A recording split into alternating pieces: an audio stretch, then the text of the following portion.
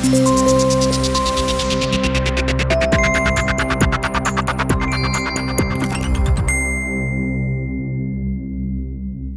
a week of bullying claims, jostling for power in Whitehall and the reaction to the death of TV presenter Caroline Flack, many editorials and columns have projected forward on what it all says about society and democracy.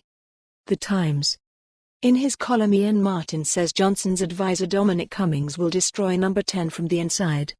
He said, his power in Downing Street has grown and his overly aggressive style is now in danger of wrecking this government before it has barely begun.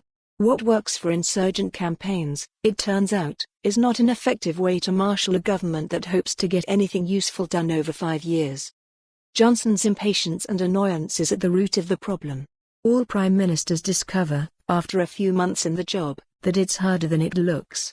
They pull the levers, expect instant results but soon realize that often nothing happens. Wise PMs react by making the Number 10 operation work with a combination of charm, guile and command built through trust. That is not the Cummings agenda. His contempt for convention and established institutions, including the Tory part, is total. His goal is the destruction of the machine. The Independent. Columnist Andrew Grice said that in the past Priti Patel ignoring the civil service didn't work and it certainly won't now. He said, the criticism of the Home Office is not new. John Reid, former Labour Home Secretary, once declared its immigration department not fit for purpose. Patel knows it is often a political graveyard. Theresa May was one of the few to get out alive. One Home Office official told me, Priti Patel knows her own mind, her worldview. She does not like to hear any conflicting advice. This goes to the heart of the matter.